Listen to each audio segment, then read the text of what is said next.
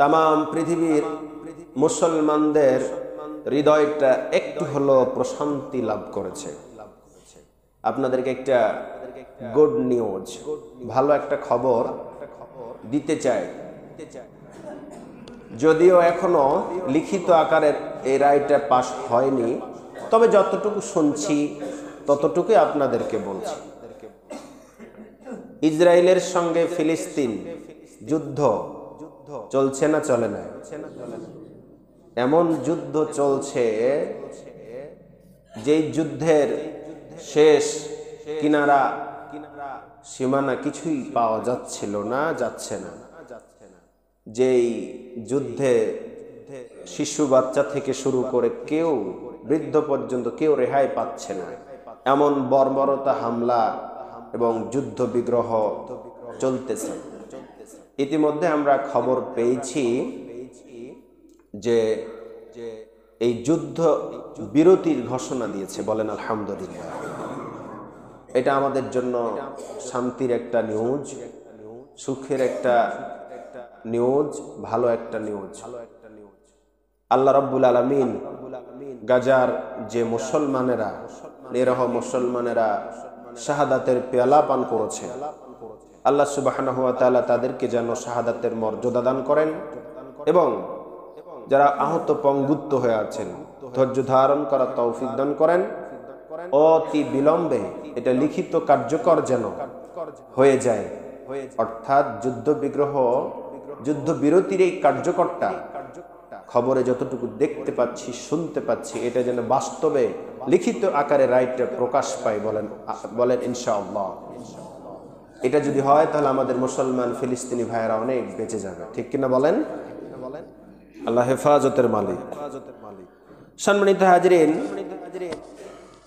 মার্কিন পররাষ্ট্র থেকে বা মার্কিন যুক্তরাষ্ট্র থেকে শুরু করে বিশ্বের বেশ কিছু রাষ্ট্রের দূত যারা, বার্তাবাহক যারা, তারা ইতিমধ্যে বাংলাদেশকে নিয়ে নতুন একটা স্বপ্ন দেখছে। যেই স্বপ্নে গতানুগতিক যারা শাসন পরিচালনা করেছে তাদেরকে না, তাদের দূরদৃষ্টি একটা চিন্তা এবং গবেষণায় ধরা পড়েছে আগামী দিন যারা পরিচালনা করেছিল তাদেরকে বাংলার 18-19 কোটি মানুষ আর চায় না। নতুন একটা শাসন, নতুন একটা শাসক বাংলার জমিনের মানুষেরা দেখতে চায়। সেটা আমরা লক্ষ্য করেছি, ঠিক কিনা বলেন? কথা বলেন ঠিক কিনা? এটা আমরাই শুধু নয়, এটা বিদেশের বিভিন্ন যারা এগুলো নিয়ে গবেষণা করে তারাও কিন্তু এটা নিয়ে ভাবছে এবং ধারণা করছে। বাংলাদেশে আগামী দিন হবে নতুন দিগন্তের বাংলাদেশ। আমরা এটা এজন্যই বললাম, আল্লাহ সুবহানাহু ওয়া তাআলা আগামী কালের যে প্রভাতটা হবে, সকালটা হবে, অর্থাৎ আগামী কাল তথা আগামী দিনের যে স্বপ্ন সম্ভাবনার বাংলাদেশে সংসদীয় ভাবে যারা পরিচালনা করবে তাদেরকে যেন আমরা কোরআন সুন্নাহ ভিত্তিক দেখতে পাই, সেটাই আমাদের আশা। অনেক তন্ত্র মন্ত্র দেখেছি, এখন কোরআনের মন্ত্রটাই দেখা দরকার আছে, ঠিক কিনা বলেন? আল্লাহ আমাদের যেন কবুল করেন। আগামী দিন যেন আমরা সঠিক সিদ্ধান্ত নিয়ে আমরা যেন নতুন একটা প্রভাতের সূচনা করে লাল সবুজের বাংলাদেশকে আমরা এর মান অক্ষুণ্ণ রাখতে পারি। বিশ্বাস করুন, আজও গণ অভ্যুত্থানের যারা ছাত্র জনতা যারা মৃত্যুবরণ করেছে তাদের ভিডিও আজও আমাদের হৃদয়কে বিগলিত করছে। কিভাবে তাদের লাশগুলোকে পোড়ানো হয়েছে, কিভাবে ভস্ম করে দেওয়া হয়েছে, কিভাবে নির্বিচারে সাধারণ মানুষ থেকে শুরু করে বিভিন্ন পেশার মানুষদেরকে গুলি করে পঙ্গু করে দেওয়া হয়েছে, মেরে ফেলা হয়েছে। তার আর্তনাদ আজও আমরা ভুলতে পারি না। এতগুলো রক্ত, এতগুলো জীবন, এতগুলো কষ্ট যাতে বৃথা না যায়। আগামীর স্বপ্নটা, আগামীর দিনটা যেন কোরআনের দিন হয়, আগামীর সমাজটা যেন, আগামীর রাষ্ট্রটা যেন কোরআন সুন্নাহ ভিত্তিক হয়। সেটাই রব্বে কারিমের কাছে আল্লাহর দোয়া। আমাদের পাশাপাশি আমাদের চেষ্টা সাধনা থাকতে হবে। আল্লাহ যেন কবুল করেন, বলেন আমিন। আরেকটু ছোট্ট কথা আপনাদেরকে বলে রাখি, সেটি হচ্ছে আমি বা আলেম ওলামারা অনেক সময় অনেক হুং দিতে আসে, ভালোবাসা নিতে, দোয়া নিতে আসে, এটা আসাটা স্বাভাবিক। তো এটা কে কিভাবে এটা পরিচালনা করে সেটা আমি বলছি না বা জানিও না। আমি আমার ব্যক্তিগত মত বা আমি যেটা নিয়ত করেছি সেটা হচ্ছে, আপনি কোনো সমস্যা ফিল করে আমার কাছে এসেছেন একটা উপকারের জন্য, যদি হুজুরের ফুঙে ঝাড়ফুঁকে ভালো হয় কিংবা যদি কোনো পরামর্শে ভালো হয়, তাহলে পরে এই আশাতে আপনি আসলেন, এসে আপনি ভালো হলেন, কিন্তু বিনিময়ে কিছু হাদিয়া, কিছু উপঢৌকন যদি আমাকে দেন, আমি এটা কখনোই নেইনি আর এটা নেওয়ার নিয়ত নাই। আমার ব্যক্তিগত মত হচ্ছে, যখনই এটা নেওয়া শুরু হবে তখন আমার আমলের মধ্যে একটা ঘাটতি ত্রুটি লক্ষ্য করতে পারি। কথা বলেন ঠিক কিনা? আমার কাছে এটা ব্যক্তিগত মত। আপনি কষ্ট পান আর যাই মনে করেন, আমি এটা নেই না বা নিব না, এটা ভবিষ্যতে নিয়ত আছে। এই জন্যই যে আমি যখন চিন্তা করবো যে এই লোকটি তো আমার কাছে ফু দিতে এসেছে, তার মানে আমাকে কিছু দিবে, এটা নিয়ত করলে তো আমার ফুং শেষ। কথা বলেন ঠিক কিনা? আমার আমল যা ছিল সব শেষ। শুধু আমি বলে না, সবার উদ্দেশ্যে এটা আমি বলতেছি, কখনো এটা করিনি, করবও না। খবরদার, আপনারা মনে কষ্ট নেবেন না। আমি এতদিন বলি নাই, বলা প্রয়োজন মনে করছিলাম না, কিন্তু একটু মনে হচ্ছে আপনাদের বলে দেওয়াটা ভালো। আপনারা যত বেইজ্জতি কষ্ট না পান, আমি নেই না, নেব না। আপনাদের ভালো যদি হয় তাহলে আপনারা খুশি হন, আল্লাহ রাস্তায় মসজিদ মাদ্রাসায় কিছু দিবেন, আদিয়ে সাদকা করবে, সেটা ভিন্ন বিষয়। কিন্তু আমি নিলে আমার আমলে ব্যক্তিগতভাবে আর মনে হচ্ছে যে আমলে ঘাটতি পড়ে যেতে পারে, একটা লোভ লালসা আমার মধ্যে ঢুকে যেতে পারে, সেই চিন্তাতে আমি নেব না। এই জন্য আমি এটা সিদ্ধান্ত নিয়েছি। আপনারা কি শুনে খুশি হলেন কিনা? আল্লাহ আমাকে কবুল করুন। আমার দ্বারা যদি কেউ উপকৃত হয়, সেটা আমার কাছে সবচেয়ে বেশি পাওয়া রব্বে কারিমের কাছে। এই লোভ লালসা, বেশি চাওয়া চিন্তাটা আল্লাহ আমার মাঝ থেকে যেন দূর করে দেন। শুধু আমার মধ্যে থেকে না, সবার মাঝ থেকে আল্লাহ দূর করে দেন। সবাই বলেন আমিন। সম্মানিত হাজিরিন, আমি আপনাদের সম্মুখে কোরআনুল কারীমের গুরুত্বপূর্ণ একটা সূরা, সবই তো গুরুত্বপূর্ণ, কথা বলেন ঠিক কিনা? সবই তো গুরুত্বপূর্ণ, কিন্তু এতগুলো গুরুত্বপূর্ণ সূরা, আয়াত এবং জায়গা থাকতে আমি যে সূরাটা পছন্দ করলাম আপনাদের সম্মুখে আলোচনা রাখার জন্য, সেই সূরাটার নাম হচ্ছে সূরাতুল হুজরাত। কথা বলেন কি সূরা? সূরা হুজরাত। এই সূরা হুজরাত নিয়ে আলোচনা করাটা খুবই জরুরি হয়ে পড়েছে। প্রতিনিয়ত আমাদের দরকারি একটা সূরা, প্রতিনিয়ত আমাদের প্রয়োজনীয় একটা আয়াত এবং সূরা জিনিস, যা আমাদের দৈনন্দিন জীবনে খুবই দরকার। সম্মানিত হাজিরিন, এই সূরা হুজরাতে কি এমন কথা লুকিয়ে আছে, কি এমন আল্লাহ পাকের ওহী লুকিয়ে আছে, কি জিনিস আছে যেগুলো আমি আপনি জানলে আমার আপনার কিছুটা হলেও পরিবর্তন আসার কথা। যদি না আসে তাহলে আমার আপনার সেটা কোরআন ব্যর্থ নয়, হাদিস ব্যর্থ নয়, ব্যর্থ আমি। ঠিক কিনা বলেন? যে ব্যক্তিকে, যে সমাজকে কোরআন পরিবর্তন করতে পারছে না, বুঝতে হবে তার কপাল পোড়া। এজন্য আমরা সূরা হুজরাত থেকে কিছু আলোচনা শুনব। সূরা হুজরাত একটি গুরুত্বপূর্ণ একটি সূরা, যেই সূরাটার মধ্যে অনেকগুলো সমাজে চলাফেরা, উঠা বসা, লেনদেন করতে গিয়ে আমাদের দরকার হয়। আমরা একাই সমাজে বসবাস করি না, আমরা বেশ কিছু সমাজ, লোক, ব্যক্তি নিয়ে, পরিবার নিয়ে একটা সমাজ গঠন করেছি বা সমাজ তৈরি হয়। যে সমাজে একাই চলা যায় না, এজন্য সবাইকে নিয়ে চলতে হয়। সেই সমাজটা কিভাবে চলবো, সেই সমাজের গুরুত্ব কিভাবে, বিভিন্ন সমস্যার সমাধান কিভাবে, এই সমাজের কল্যাণ অকল্যাণগুলো দূর করা যায়, কল্যাণগুলো পরিলক্ষিত করা যায়, তার নানাবিধ বিষয়গুলো এই সূরার ভিতরে আলোচনা করা হয়েছে। বলেন আলহামদুলিল্লাহ। এজন্য আমি আলোচনার বিষয় নির্ধারণ করেছি সামাজিক শিষ্টাচার ভ্রাতৃত্ববোধ, মুমিনের আচার আচরণ, আরো বিষয় আছে। এই তিনটা বিষয়, তিনটার সংস্পর্শ আমরা আলোচনাগুলো শুনে থাকবো ইনশাআল্লাহ। ভ্রাতৃত্ববোধ, সামাজিক শিষ্টাচার। আমাদের সমাজে বা বাংলাদেশের বিভিন্ন অঞ্চলে, বিভিন্ন সমাজে সামাজিক শিষ্টাচার, আদব কায়দা দিন দিন উঠে যাচ্ছে। কথা বলেন ঠিক কিনা? এমন অবস্থা হয়েছে একজন আরেকজনকে সহ্যই হয় না, অথচ সে আমার একজন প্রতিবেশী, অথবা সে আমার একজন দিনী ভাই, মুসলমান একজন ভাই আমার, কেন যেন সহ্য হচ্ছে না। শিষ্টাচার, আদব কায়দা, যে মুআমালাত দরকার, আন্তরিকতা দরকার, সেগুলো দিন দিন কেন যেন আমাদের মাঝ থেকে হারিয়ে যাচ্ছে। মুআমালাত, ভালোবাসা, উদারতা, মন মানসিকতা আমাদের সমাজ থেকে কেন যেন হারিয়ে যাচ্ছে দিন দিন। ভ্রাতৃত্ববোধ, ভালোবাসা একে অপরে মনে হচ্ছে কমে যাচ্ছে দিন দিন। সন্তান বাবার সঙ্গে, সমাজের একজন আরেকজনের সঙ্গে বিভিন্নভাবে এগুলো লক্ষ্য করা যাচ্ছে। শুধু কি তাই?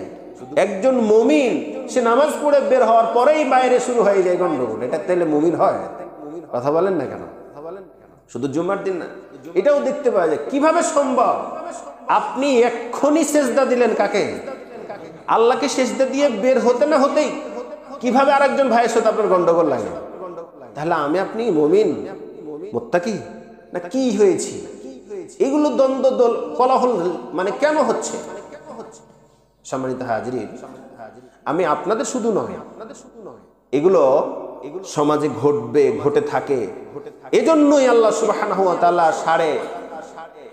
১৫০০ বছর আগে, ১৫০০ বছর আগেই আল্লাহ সুবহানাহু ওয়া তাআলা এই সমস্যাগুলো সমাজে মানুষের মাঝে ঘটতে পারে এটা জেনেই সূরা হুজরাতের মতো সূরা নাজিল করে কোরআনুল কারীম স্থান দিয়েছে আমার বান্দারা যেন এখান থেকে সলিউশন, সমাধান বের করে সমাজ পরিচালনা করে, সমাজে চলাফেরা করে। বলেন সুবহানাল্লাহ।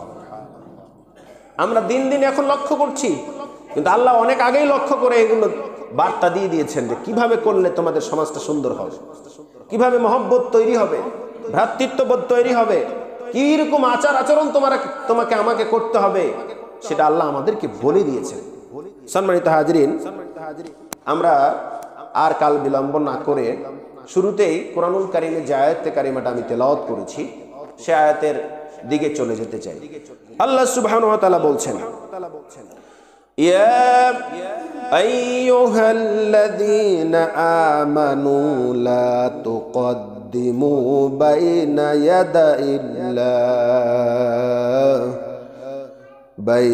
ইয়াদাইল্লাহি ওয়া রাসূলিহি ওয়াত্তাকুল্লাহ। বলেন আল্লাহু আকবার।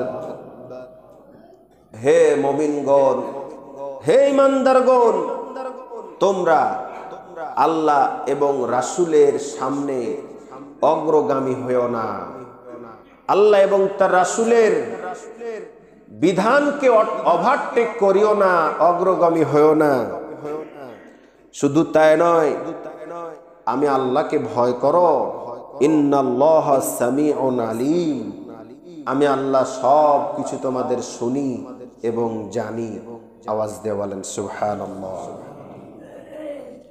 সম্মানিত হাজিরিন, ঈমানদার মুত্তাকি যারা, তাদেরকে স্পেশালি এখানে ডেকে বলা হলো, হে ঈমানদার এবং মুত্তাকিরা, তোমরা আল্লাহ এবং রাসূলের সামনে অগ্রগামী হইও না। তো এর অগ্রগামী বলতে কি বোঝায়, আমরা এই বিষয়গুলো নিয়ে আলোচনা করার পূর্বে যেহেতু সূরা হুজরাত থেকে আমরা আলোচনা শুনছি, সেই হুজরাত সম্পর্কে আমরা একটু জেনে নেই। সূরাটি হুজরাত নামকরণের পূর্বে এই সূরাটিতে রুকু এবং আয়াত কত? ৪৯তম সূরা। এটি কোরআনুল কারীমে মোট কয়টি সূরা আছে বলেন তো? ১১৪টির মধ্যে এটি ৪৯তম সূরা। এই সূরাতে 18টি আয়াত আছে। কয়টি আয়াত? 18টি। রুকু রয়েছে 2টি, ৩৪৩টি শব্দ রয়েছে, আর ১৪৭৫টি অক্ষর রয়েছে। আলহামদুলিল্লাহ বলেন। সূরাটির নাম হুজরাত। আল হুজুরাত শব্দটি বহুবচন, এক বচনে হুজরাত, আর যার অর্থই হচ্ছে কক্ষ, ঘর, কামরা, ইবাদতের জায়গা। তার এছাড়াও স্ত্রীগণের বাসগৃহ, থাকার জায়গা, এরকম অর্থে ব্যবহার হয়। এই সূরাটির নাম এ কারণেই হুজরাত রাখা হয়েছে। নবীজি সাল্লাল্লাহু আলাইহি সাল্লাম তিনি তার ঘরে অবস্থান করছিলেন। কোন মুফাসসিরগণ বলেছেন স্ত্রীদেরকে নিয়ে, স্ত্রী সহ, কারো কারো ভিন্ন একটু মত আছে। যাই হোক, তিনি একটা হুজরাখানায়, ইমামের ঘর যেমন থাকে, হুজুর তার নবী সাল্লাল্লাহু আলাইহি সাল্লাম তার হুজরাখানায় অবস্থান করছিলেন।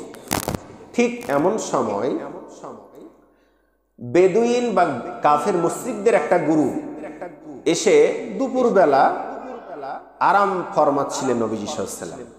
যদিও বিভিন্ন মত আছে। ঠিক এমন সময়তে এসে নবীজি সাল্লাল্লাহু আলাইহি সাল্লামকে অপমান অপদস্থ করে, হেয় প্রতিপন্ন করে ডাকা আরম্ভ করে দিল। এমন ভাবে ডাকলো যে ডাকার ভাষাটা আমার আল্লাহ সুবহানাহু ওয়া তাআলা সহ্য করতে পারলেন না। বলেন সুবহানাল্লাহ। সামাজিক শিষ্টাচার কাকে বলে? হুট করে আপনি একজন মানুষকে চাইলেই ডাকবেন, তার বাসায় গিয়ে নক করবেন, ডাকবেন, তার অবস্থানটা জানবেন না? এরকম তো হতে পারে সে বিবস্ত্র অবস্থা আছেন, কি অন্য কোনো পরিবেশে আছেন, ক্লান্ত পরিশ্রান্ত দেহ নিয়ে একটু আরাম ফরমাচ্ছিলেন, ওই সময় আপনি হুটহাট করে ডাকবেন, পরিবেশ পরিস্থিতি বুঝবেন না, আপনার সুবিধাটাই দেখবেন। এটাই আমাদের যেন না হয়। সামাজিক শিষ্টাচার এখান থেকে আমাদেরকে শিখতে হবে। নবীজি সাল্লাল্লাহু আলাইহি সাল্লামকে যেভাবে ডেকেছিল তারা, এই ডাকাটা পছন্দ হয়নি কার? আল্লাহ সুবহানাহু ওয়া তাআলা। আমার রাসূলকে তোমরা এভাবে ডাকবা? আমার রাসূল রাষ্ট্রের কাজ, দিনের কাজ, সমাজের কাজ করতে গিয়ে ক্লান্ত পরিশ্রান্ত হয়ে যায়, এখন এই মুহূর্তে একটু আরাম করতেছেন। এছাড়াও তো রাত্রে বেলা ইবাদত বন্দেগী করতে করতে রাত্রি কেটে যায় আমার হাবিবের, আমার রাসূলের। আর তোমরা এই সময়তে ডাকবা না হয় ভালো করে ডাকো। এমন কুৎসিত, এমন ভাষা, মানে এমন উদ্ভাট শব্দ দিয়ে তোমরা গালিগালাজ করে ডাকতেছো, এমন উপহাস করে ডাকতেছো, এটা আমি সহ্য হয়নি। তখন এই সূরাটা নাজিল হয়ে তাদেরকে সতর্ক করে দেওয়া হলো। বলেন সুবহানাল্লাহ। সূরাটি মাদানী যুগের শেষ পর্যায়ে নবম হিজরিতে এই সূরাটি নাজিল হয়েছে। আল্লাহ সুবহানাহু ওয়া তাআলা কোরআনুল কারীমের এই সূরা হুজরাতের প্রথম আয়াতে সুন্দর করে আল্লাহ এবং তার রাসূলের দিকে অগ্রগামী না হওয়ার ব্যাপারে জোর নির্দেশ দিয়েছেন। আমরা এর ব্যাখ্যায় যতটুকু পেলাম, রাসূল সাল্লাল্লাহু আলাইহি সাল্লাম এবং আল্লাহর দিকে অগ্রগামী না হওয়া বলতে আসলে কি বোঝায়? তার মানে হচ্ছে সব ক্ষেত্রে আল্লাহ এবং তার রাসূলের বিধানকে, প্রত্যেকটা ক্ষেত্রে আল্লাহ এবং তার রাসূলের বিধানকে আগে গুরুত্ব দিতে হবে। এর বাইরে কোনো কাজ করা যাবে না। সম্মানিত হাজিরিন, এখন ধরুন আমার আপনার অনেক সুযোগ সুবিধা, ভালো মন্দ সুযোগ সুবিধা থাকার কারণে অনেক সময় একটা কাজ আপনি পরবর্তীতে করেন, কিন্তু সেখানে আল্লাহ এবং তার রাসূলের বিধান থাকার কারণে সেটা আপনাকে করতে বাধ্য হয়। এখন জুমার সময় কার বিধানে আমরা এখানে এসেছি বলেন তো? ভালো করে সহজ ভাষায় যদি বুঝি, আপনার আমার জন্য, সবার সকল মুসলমানের জন্য এই টাইমে জুমার নামাজটা পড়া আমাদের জন্য একান্ত কর্তব্য, আল্লাহর একটা বিধান। তাই আমরা বাসায় কেউ থাকি নাই। এখন এই সময় আসতে গিয়ে আপনার যদি ব্যবসায়িক ক্ষতি হয়, ক্ষেত খামারে ক্ষতি হয়, শারীরিক কোনো ক্ষতি হয়, ইত্যাদি ইত্যাদি হয়, তাহলেও আপনার যতই কষ্ট হোক, এই বিধান পালন করার নামই হচ্ছে আল্লাহ পাকের বিধান পালন করা। এটা যদি না করতেন, এই সময়তে না আসতেন, তাহলে আল্লাহর বিধান পালন করা হতো না। এটা আপনার ভালো হতো, কষ্ট হতো না। এটা যদিও হয়, তবুও কিছুই করার নাই। আগে আল্লাহ এবং তার রাসূলের বিধানকে আমাকে মানতে হবে। প্রত্যেক ক্ষেত্রে আপনার স্বার্থ হাসিল হোক অথবা না হোক, আমার হোক অথবা না হোক, আমাকে আমার লাভ হোক লস হোক সেটা দেখার বিষয় নাই, প্রত্যেকটা ক্ষেত্রে আমাকে আল্লাহ এবং তার রাসূলের বিধানকে গুরুত্ব দিতে হবে। এটা হচ্ছে সমাপ্ত কথা। শুধু কি আমার ব্যক্তিগত জীবনে, সামাজিক জীবনেও, রাষ্ট্রীয় জীবনেও, পরিবারের ক্ষেত্রে, প্রত্যেকটা ক্ষেত্রে আমাদেরকে গুরুত্ব দিতে হবে আল্লাহ এবং তার রাসূলের বিধানকে। এরপরে রাষ্ট্রীয় জীবনের সাথে আরো কথা থেকে যায়, বিচার ব্যবস্থাতেও আল্লাহর বিধান প্রাধান্য পাবে। সরকারিভাবে বিভিন্ন মানে নিয়ম নীতি পরিচালনা করার ক্ষেত্রে আল্লাহ এবং তার রাসূলের বিধানটাই চূড়ান্ত হবে। পার্লামেন্ট, গণভবন, বঙ্গভবন থেকে শুরু করে প্রত্যেকটা ক্ষেত্রেই আল্লাহ এবং তার রাসূলের বিধানটাকেই গুরুত্ব পাওয়ার কথা আল্লাহ পাক সূরা হুজরাতের প্রথমে বলা হয়েছে। আল্লাহ এবং তার রাসূলের বিধান যদি সমাজে কায়েম থাকে তাহলে অবশ্যই লাভ, এটা ভিন্ন বিষয়। জাস্ট একটা উদাহরণ আপনাদেরকে যদি দিই, ধরেন আমি এখানকার ইমাম হওয়ার কারণে দুইটা দ্বন্দ্ব, দুইটা গ্রুপ কোনো একটা দ্বন্দ্ব, কোনো একটা বিষয় দ্বন্দ্ব নিয়ে আমার কাছে এসেছেন। আপনারা আমাকে জাজ বা বিচারক বানাইলেন, আমি বিচারের টেবিলে বসে আছি। তার পূর্বে বিচার করার পূর্বে আমি ঘোষণা দিলাম এ গ্রুপ আর বি গ্রুপ, দুই গ্রুপের মানুষেরা শুনেন, আমি এখানে বসে আছি, আমি আপনাদের বিচারের ফায়সালা করব, কিন্তু সামনে আমার আছে কি? কোরআন। কি আছে বলেন? কোরআন। টেবিলের উপরে কোরআন থাকার কারণে আমি তাদেরকে বললাম, বিশ্বাস করেন যেটাই ঘটবে আমি এই কোরআন দিয়ে করব, অতএব বেশি না এই কোরআনটার দিকে একবার তাকান বলে যদি আমি আপনাদের দুইটা গ্রুপকে বলি, অটোমেটিক তাদের মধ্যে ভয় ঢুকবে। কার কথা বলেন? কার? এটা বিচার শুরু করেইনি, শুরুর আগেই খালি বললাম খুব সাবধান, যা ঘটবে কিন্তু কোরআন দিয়ে ঘটবে। এখন একটা আপনার ছেলে জেনা করে এসেছে, আপনার মেয়ে উন্মুখের সাথে জেনা করে এসেছে, কথার কথা, এই খবর নিয়ে আপনারা আসলেন, দ্বন্দ্ব কোলাহল নিয়ে, আমি কোরআন দিয়ে, আমি আগেই বললাম যা ঘটবে কোরআন দিয়ে করব। এটা বলার সঙ্গে সঙ্গে আপনাদের ভিতরে ভয় ঢুকে যাবে। কার?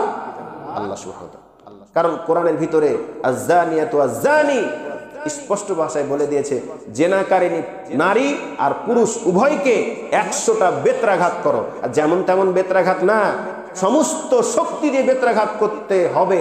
এভাবে যদি 100টা কারো বেতের বাড়ি পড়ে, চাবুকের বাড়ি পড়ে, তাহলে বলেন তো ওর কি জীবন থাকবে? আর ব্যভিচারী নারী এবং পুরুষ বিবাহিত যদি হয় তাহলে তাকে মৃত্যুদণ্ড দিতে হবে। এরকমও আল্লাহ পাকের বিধান রয়েছে। সম্মানিত হাজিরিন, জাস্ট খালি উদাহরণ দিলাম এটাই যে আমি যা বিচার করব, ফাইসালা করব, কোরআন দিয়ে করব বলার সঙ্গে সঙ্গে আপনাদের ভিতরে ভয় ঢুকে গেল, দুইটা গ্রুপের ভিতরে ভয় ঢুকে গেল, দুনিয়ার কারণ নয়, আল্লাহর ভয় ঢুকে গেল। তখন যদি কেউ কিছু বলে তাহলে সত্যটাই বলবে, ঠিক কিনা বলেন? তাহলে এভাবে করে প্রত্যেকটা জায়গায় যদি কোরআন থাকতো, প্রত্যেকটা কোরআন হাদিসের বিধান যদি প্রত্যেকটা জায়গায় থাকতো, তাহলে পারে আর অন্যায়, অবিচার, ঘুষ, চাঁদাবাজি, দুর্নীতি ইত্যাদি আর থাকতো। আল্লাহ সুবহানাহু ওয়া তাআলা ওটাই বলছেন, আল্লাহ এবং তার রাসূলের গুরুত্ব দিতে হবে বিধানটাকে। মুআয ইবনে জাবাল, কারণ নবী সাল্লাল্লাহু আলাইহি ওয়াসাল্লাম যখন বিদায় হজের ভাষণ দেন, সেই বিদায় হজের ভাষণে নবী সাল্লাল্লাহু আলাইহি ওয়াসাল্লাম চাইলে বলতে পারতেন, আমার বেশি দিন আর হায়াত নাই, আমি মৃত্যুবরণ করব, কিন্তু আমি যোগ্য যোগ্য সাহাবীদেরকে রেখে যাচ্ছি, যেমন আবু বকর, ওমর, উসমান, আলী সহ অনেক বিচক্ষণ মেধাবী সাহাবী যারা ছিল, তাদের নাম বললেও বলতে পারতেন, আমার মৃত্যুর পরে তোমরা আবু বকরকে অনুসরণ করবে, অথবা ওমরকে অনুসরণ করবে, আলীকে অনুসরণ করবে, উসমানকে অনুসরণ করবে। এত বড় বড় সাহাবীরা ডানে বামে বসে আছেন, দাঁড়িয়ে আছেন, কারো কথাই তিনি বললেন না। কারণ যে কোনো মুহূর্তে তারাও যদি বিপদগামী হয়ে যায়, আল্লাহ হয়তো করবেন না সেটা পরের বিষয়, কিন্তু এমন দুইটা জিনিস আমি তোমাদের সামনে রেখে যাচ্ছি, তারাকতু ফীকুম আমরাইন লান তাজিল্লু মা তামাসসাকতুম বিহিমা। এই দুইটা জিনিস যদি তোমরা শক্তভাবে আঁকড়ে ধরে থাকতে পারো, মজবুত ভাবে আঁকড়ে ধরে থাকতে পারো, তাহলে তোমাদেরকে কেউ ভয় ভীতি, তোমাদেরকে কেউ পরাজিত করতে পারবে না। চিল্লায় বলেন আল্লাহু আকবার। সেই দুইটি জিনিসের এক নাম্বার হচ্ছে কোরআন, দ্বিতীয় নাম্বার হচ্ছে আমার রাসূলের সুন্নাত, আমার রাসূলের বিধান। বলেন সুবহানাল্লাহ। এই দুইটা জিনিস তোমরা সারাটা জীবন ধরে থাকবে। এই জন্যই বলা হচ্ছে, আল্লাহ পাক প্রথমে বললেন সমাজ বিনির্মাণে, ব্যক্তি জীবন গঠনের ক্ষেত্রে, রাষ্ট্র গঠনের ক্ষেত্রে, পরিবার গঠনের ক্ষেত্রে তোমরা অবশ্যই আল্লাহ এবং তার রাসূলের বিধানটাকেই প্রাধান্য দিবে, গুরুত্ব দিবে। সম্মানিত হাজিরিন, নবীজি সাল্লাল্লাহু আলাইহি ওয়াসাল্লামের একজন সাহাবী মুআজ বিন জাবালকে ইয়ামেনের বিচারক এবং গভর্নর করে পাঠানোর চিন্তা ভাবনা করলেন। তখন তিনি মুআজ বিন জাবালকে বললেন, হে মুআজ বিন জাবাল, আমি তো তোমাকে ইয়ামেনের মতো এত বড় রাষ্ট্রে তোমাকে গভর্নর করে পাঠাচ্ছি, ওই সমাজের মানুষেরা তোমার কাছে যদি কোনো বিষয়ে সমাধান আনতে আসে তখন তুমি কি করবা? হযরতে মুআজ বিন জাবাল বললেন, ইয়া রাসূলুল্লাহ, আমি সেই বিধান মানে সেই ফয়সালাটা করব আগে কোরআন দিয়ে। বলেন আলহামদুলিল্লাহ, কোরআন দিয়ে আগে সমাধান দেওয়ার চেষ্টা করব। নবীজি সাল্লাল্লাহু আলাইহি ওয়াসাল্লাম বলেন, তোমাদের এমন একটা ঘটনা ঘটেছে যেই ঘটনার সমাধান কোরআনে হয়তো পাইলা না, এমন তো হইতে পারে, তখন কি করবা? নবীজি সাল্লাল্লাহু আলাইহি ওয়াসাল্লামের এই কথার জবাবে বিচক্ষণ সাহাবী মুআজ বিন জাবাল বলেন, ইয়া রাসূলুল্লাহ, তখন আমি আপনার হাদিসের গ্রন্থগুলো খুঁজবো, ব্যাখ্যাগুলো খুঁজবো, হাদিস খুঁজবো যে ওটার সমাধান ওখানে আছে কিনা। বলেন সুবহানাল্লাহ। এমন তোমার কাছে সমাধান চাইতে আসলো ওই সমাজের লোকেরা, যেটা কোরআনেও সম্পূর্ণ ক্লিয়ার ধারণা দেওয়া নাই, হাদিসেও নাই, তখন তুমি কি করবা? তখন তিনি বললেন, কোরআন এবং হাদিসকে সামনে রেখে আমি আমার ইজতিহাদ চালাবো, চেষ্টা চালাবো, আমি আমার ইজতিহাদ চালিয়ে যাব, তবুও বাতিলকে কখনো আশ্রয় দিব না, অন্যায়কে আশ্রয় দিব না। বলেন সুবহানাল্লাহ। কি মানুষ তারা গঠন করে গেছিলেন ওই সমাজের মানুষ। সম্মানিত হাজিরিন, এই প্রশ্নের জবাব যখন মুআজ বিন জাবাল দিলেন, নবীজি সাল্লাল্লাহু আলাইহি সাল্লামের প্রশ্নের জবাবটা খুব পছন্দ হলো। আলহামদুলিল্লাহ বলেন, খুব পছন্দ হলো। মুআজ বিন জাবালকে দুইটা হাত প্রসারিত করে বুকের ভিতরে নিলেন আর বললেন, হে মুআজ বিন জাবাল রে, তোমার এই প্রশ্নের জবাবটা আমার কাছে পছন্দ হয়েছে। সঙ্গে সঙ্গে নবীজি বললেন, আলহামদুলিল্লাহিল্লাযী ওয়াফাকা রাসূলা ওয়া রাসূলিল্লাহি লিমা ইয়ারজা রাসূলুল্লাহ। বলেন আল্লাহু আকবার। সঙ্গে সঙ্গে রব্বে কারীমের কাছে প্রশংসা জ্ঞাপন করলেন আর বললেন, আল্লাহ তোমার লাখো কোটি শুকরিয়া যে তোমার রাসূল মানে আমি বিশ্ব নবী একজন ব্যক্তিকে একটা দেশের বিচারক এবং গভর্নর করে পাঠানোর সিদ্ধান্ত নিতে গিয়ে সে কিভাবে বিচার ফায়সালা করবে সেই প্রশ্নের জবাবটা আমার কাছে পছন্দ হয়েছে। এই জন্য তিনি আল্লাহর প্রশংসা জ্ঞাপন করে বললেন, হে মুআজ বিন জাবাল, তোমার এই সিদ্ধান্তটা আমার কাছে এতই পছন্দ হয়েছে, এই পছন্দের কারণে আমি আল্লাহ পাকের কাছে শুকরিয়া জ্ঞাপন করলাম যে তোমার মতো একজন যোগ্য ব্যক্তিকে ইয়ামেনের গভর্নর হিসাবে নিযুক্ত করার মতো আমি সিদ্ধান্ত গ্রহণ করেছি। আওয়াজ দিয়ে বলেন সুবহানাল্লাহ। যেমন ছিলেন নবী সাল্লাল্লাহু আলাইহি সাল্লাম, তেমন ছিলেন নবীর সাহাবীরা। কি সোনালী মানুষ ছিলেন, কি সোনালী মানুষ তারা সমাজে প্রতিষ্ঠিত করে গিয়েছিলেন। ইমাম তাবারানী রাহিমাহুল্লাহ বলেন, আয়েশা রাদিয়াল্লাহু তাআলা আনহা থেকে বর্ণিত, একদল লোক কোনো এক মাসকে অগ্রগামী করে রাসূল সাল্লাল্লাহু আলাইহি সাল্লামের পূর্বেই রোজা রাখা শুরু করে দিয়েছিলেন। নাউজুবিল্লাহ বলেন।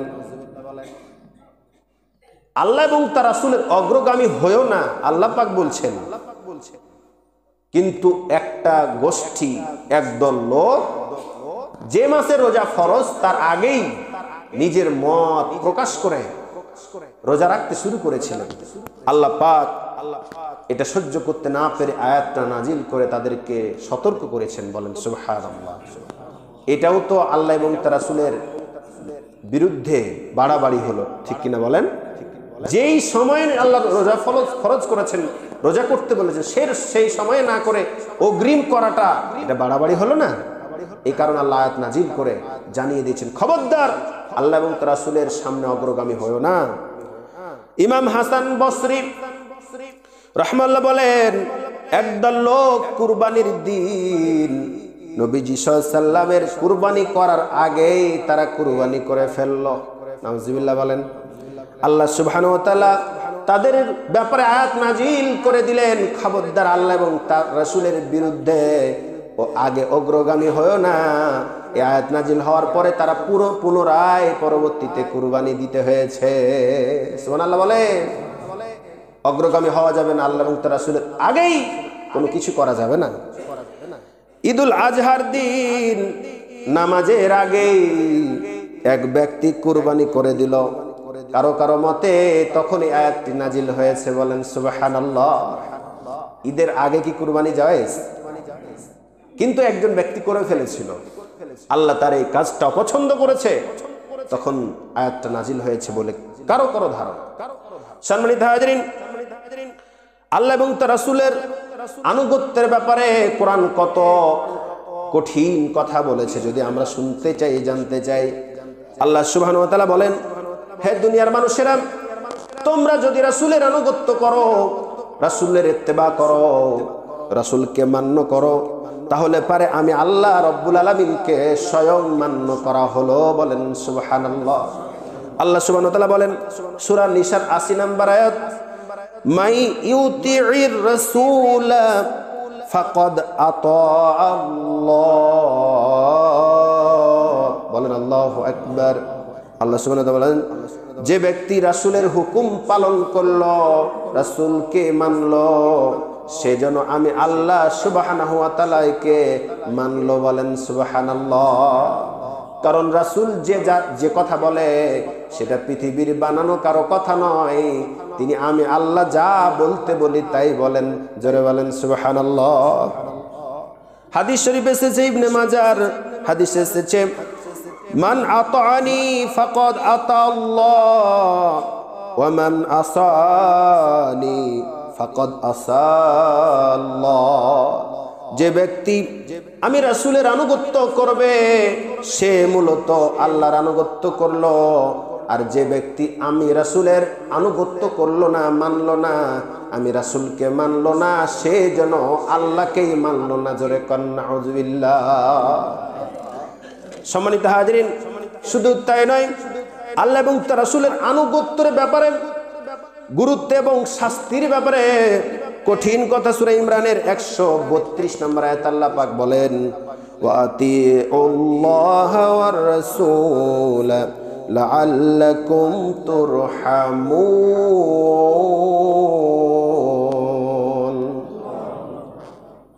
সান্ত্বনা দিয়ে আমাদেরকে বলা হলো, দুনিয়ার মানুষেরা, হে আল্লাহর বান্দারা, শোনো শোনো, যদি আল্লাহ এবং তার রাসূলকে মানো, মেনে চলো, আমি আল্লাহ তোমাদের উপরে রহমত নাজিল করব।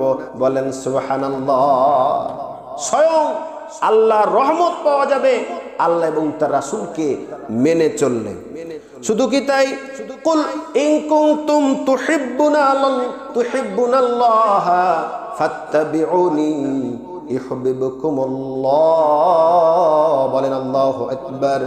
এখানেও কঠিন কথা আল্লাহ পাক বলেছেন সূরা ইমরানের 31 নম্বর আয়াতে, দুনিয়ার মানুষেরা শুনো, তোমরা যারা আমি আল্লাহকে ভালোবাসতে চাও, ভালোবাসার কথা বলো, আমি আল্লাহকে ভালোবাসার তোমাদের দরকার নাই, আগে নবীকে অনুসরণ করো, তাহলে আমি আল্লাহ নিজেই তোমাদেরকে ভালোবাসবো। জোরে বলেন সুবহানাল্লাহ। নবীর আনুগত্য অনুসরণের মাধ্যমে আল্লাহর ভালোবাসা পাওয়া যায়। শুধু তাই নয়, যদি কোনো ব্যক্তি আল্লাহ এবং তার রাসূলের আনুগত্য করে, তাহলে এটা জান্নাতে যাওয়ার অন্যতম একটি মাধ্যম হবে। বলেন সুবহানাল্লাহ। এভাবে করে কোরআনুল কারীমে সূরা হুজরাতের 1 নম্বর আয়াতটাই হচ্ছে আল্লাহ এবং তার রাসূলের অগ্রগামী হওয়া যাবে না, আগে পরে কোনো কিছু করা যাবে না, নির্ধারিত পন্থায়, নির্ধারিত নিয়মে আল্লাহ এবং তার রাসূলের আনুগত্য করতে হবে, আনুগত্য করতে হবে, আনুগত্য করতে হবে, মেনে চলতে হবে। মানলে লাভ কি, না মানলে শাস্তি কি, সে বিষয়ে আমরা আলোচনা করতে গিয়ে সময় শেষ। আল্লাহ সুবহানাহু ওয়া তাআলা আগামী দিন বাকি আলোচনা ক্রমান্বয়ে প্রত্যেকটা হুজরাতের আয়াত টু আয়াত তেলাওয়াত করে আপনাদের সম্মুখে ব্যাখ্যা এবং সংক্ষিপ্ত কিছু কথা, শিক্ষা আমরা বের করার চেষ্টা করব। সমাজ সঠিকভাবে সুন্দরভাবে গঠন করার ক্ষেত্রে এই সূরাটি খুবই গুরুত্বপূর্ণ। যারা কোরআন পড়তে জানি আপনারাও পড়ে জুমার মসজিদে আসবেন, এটা আমার বিনয়ে একটা আপনাদের প্রতি চাওয়া। যারা অর্থ পড়তে জানি সূরা হুজরাতের অর্থটা পড়ে আসবেন, যারা আরবি পড়তে জানি আরবি সহ অর্থটা পড়ে আসবেন, আর তাফসীর ব্যাখ্যা পড়ে আসতে পারলে তো আরো ভালো লাগবে যে হুজুর আলোচনা করতেছে আপনারাও পড়ে এসেছেন, এমনিতে আরো এক সুন্দর একটা মজা লাগবে। আল্লাহ আমাদেরকে বেশি বেশি সূরা হুজরাত বেশি বেশি পড়ে আমল করার তৌফিক দান করুন, বলেন আমিন। আলহামদুলিল্লাহি রাব্বিল আলামিন।